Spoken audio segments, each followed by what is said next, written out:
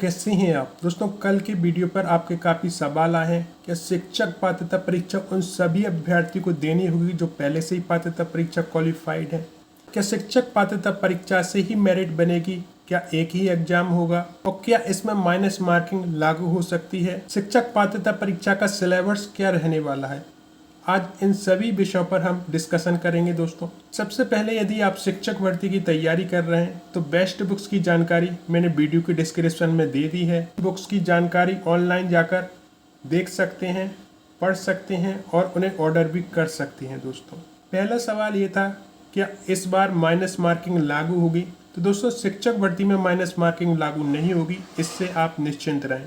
सन 2023 वर्ग 1 की बात करें दोस्तों तो वहाँ पर एक आदेश जारी किया गया था माइनस मार्किंग को लेकर, फिर उसे वापस ले लिया गया और यही कहा गया कि शिक्षक भर्ती के जो एग्ज़ाम होते हैं उनमें कभी भी माइनस मार्किंग नहीं होती है। और आप स्वयं देख रहे हैं दोस्तों कि जितने भी एग्ज़ाम हुए हैं उनमें कभी भी शिक्षक भर्ती परीक्षा में माइनस मार्किंग लागू नहीं की गई है। तो आपकी जो पात्रता परीक्षा होगी उसमें भी माइनस मार्किंग लागू नहीं होगी। अब यहाँ पर सबसे बड़ा कन्फ्यूजन ये है, क्या सभी को पात्रता परीक्षा देनी होगी? क्योंकि हमारे बहुत से भाई बहन पहले से ही पात्रता परीक्षा क्लियर कर चुके हैं और अभी वो भर्ती परीक्षा की तैयारी कर रहे थे। पहले हम वो नियम देखते हैं जो गवर्नमेंट की तरफ से जारी किए गए हैं और जिस पर सुझाव मांगे गए हैं 5 जून तक। अब दोस्तों यहाँ पर स्पष्ट किया गया है कि ये नियम 1 अक्टूबर 2026 की तिथि से प्रवर्तित होंगे, यानी कि लागू होंगे दोस्तों। अब यहाँ पर आपकी जुलाई में वर्ग 2 बताया जा रहा है, जैसे ESB पर अपडेट डली हुई है। तो ये जो एग्जाम है वो आगे बढ़ सकते हैं क्योंकि जो नियम है वो 1 अक्टूबर 2026 से लागू होगा। तो उसके बाद ही आपकी वर्ग 1, वर्ग 2, वर्ग 3 के नोटिफिकेशन जारी हो सकते हैं इस नियम के तहत दोस्तों। तो ये एक अपडेट बहुत बड़ी है दोस्तों कि 1 अक्टूबर 2026 तक आपके पास समय है। यदि आप अच्छे से तैयारी करते हो निश्चित रूप से पात्रता परीक्षा में आप बहुत अच्छे नंबर लेकर आएंगे। इन पैटर्न में पात्रता परीक्षा को 3 हिस्सों में बांटा गया है दोस्तों। हम शिक्षक पात्रता परीक्षा की बात करें दोस्तों, उसका भी अपडेट यहाँ पर दिया गया है।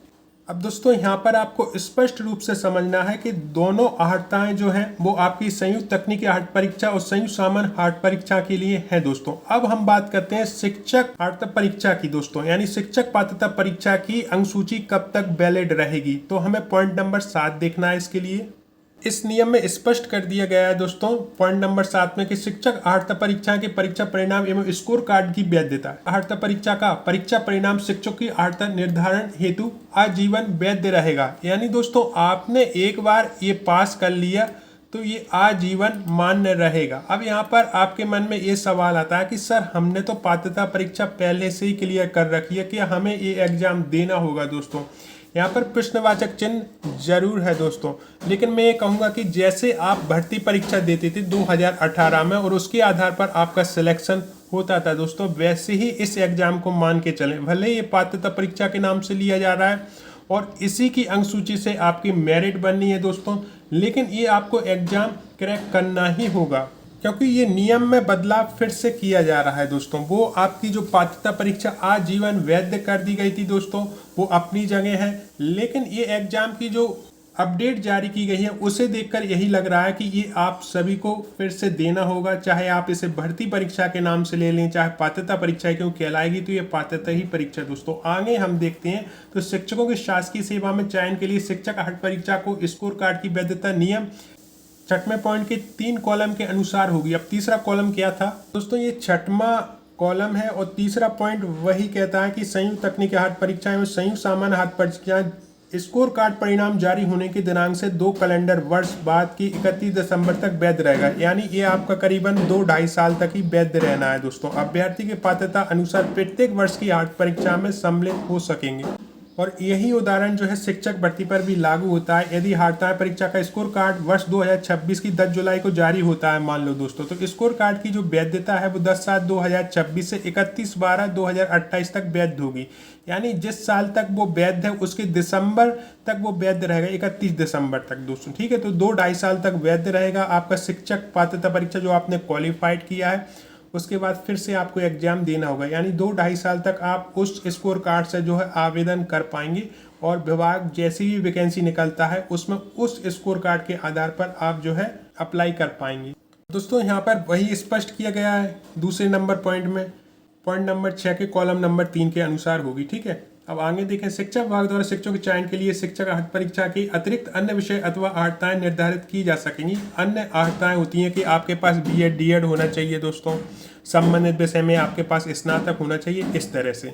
यहाँ पर स्पष्टीकरण भी दिया गया है कि यदि कोई व्यक्ति एक बार शिक्षक अर्हता परीक्षा उत्तीर्ण करता है तो वे शिक्षक के रूप में कार्य करने के लिए गैर शासकीय नियोजन के लिए आजीवन मान्य होगी दोस्तों। यदि आप प्राइवेट स्कूल में पढ़ाने जाते हैं तो जो आपने टेट पास किया गया है वो आजीवन मान्य रहेगी दोस्तों। शासकीय सेवा में शिक्षक के रूप में नियोजन के लिए उसका स्कोर कार्ड नियम पॉइंट 6 के कॉलम 3 के अनुसार ही वैध होगा दोस्तों। वही 2-2.5 साल आपका वैध रहना है, उसके बाद फिर से आपको एग्जाम देना होगा। पॉइंट नंबर 8 में स्पष्ट कर दिया गया है कि पोर्टल पर जो है आपकी रिक्तियां होंगी, उस आधार पर आपको आवेदन करना है दोस्तों। मान लो कि आपके पास एक से अधिक पात्रता परीक्षा के स्कोर कार्ड हैं, तो जो सबसे बेस्ट स्कोर कार्ड है जिसमें सबसे ज़्यादा नंबर है उस हिसाब से आप उसमें आवेदन कर पाएंगे। ये भी यहाँ पर एक नियम दिया गया है। जैसे आप उदाहरण के रूप में समझ सकेंगे कि 2026 का स्कोर कार्ड है जो कि 31/12/2028 तक वैध है। पुनः उन्होंने एग्जाम दिया 2027 में, नवीन स्कोर कार्ड अर्जित कर लिया। फिर वर्ष 2028 में विज्ञापित किसी भी पद के लिए आवेदन करता है, जब एक से अधिक स्कोर कार्ड उनके पास वैध हैं तो वे उपलब्ध स्कोर कार्डों में से सर्वश्रेष्ठ स्कोर कार्ड के आधार पर आवेदन कर सकेंगे दोस्तों। अब हम थोड़ा सिलेबस देख लेते हैं दोस्तों। ये आपके पात्रता परीक्षा का सिलेबस है। यहाँ पर 150 नंबर का आपका एग्जाम होता है, जिसमें 30 नंबर के जो है आपके सामान्य हिंदी, सामान्य अंग्रेजी, सामान्य ज्ञान, समय समय घटनाक्रम, तार्किक एवं अंकिक योग्यता और शिक्षा शास्त्र, ये आपके कुल मिला के हो जाते हैं 30 नंबर के। अब यहाँ पर आपका जो मेन सब्जेक्ट है, वो मैं हमेशा कहता हूँ कि आप अभी अपने मेन सब्जेक्ट पर फोकस करें दोस्तों, क्योंकि वो सबसे ज़्यादा आता है। 120 नंबर का यहाँ पर दिया गया है। यहाँ पर आप देखेंगे तो हिंदी भाषा, अंग्रेजी भाषा, संस्कृत भाषा, उर्दू भाषा, गणित, विज्ञान, सामाजिक विज्ञान, इनमें से आप किसी भी जगह से एग्जाम दे रहे हों उसकी तैयारी दोस्तों आप जरूर करें, क्योंकि वही आपको ज्वाइनिंग दिला सकता है दोस्तों। अब यहाँ पर आपके जो सवाल थे उन्हें क्लियर करूँ। क्या ये एग्जाम सभी को देना होगा दोस्तों? तो जिस हिसाब से नियम जारी किए जा रहे हैं उस हिसाब से लग तो यही रहा है कि ये एग्जाम सभी को क्रैक करना होगा दोस्तों, और ये आपके नियम लागू होंगे उसके बाद नोटिफिकेशन जारी होगा दोस्तों। यानी जो नियम है वो 1 अक्टूबर 2026 की तिथि से लागू होगा, तो वहाँ तक आपके पास समय है तैयारी के लिए दोस्तों, क्योंकि उसके बाद जितना भी समय बचेगा वो आपका रिवीजन में जाएगा। तैयारी आप अभी से कर सकते हैं दोस्तों। सिलेबस आपके सामने है, समय आपके सामने है, और निर्णय भी आपका ही है दोस्तों।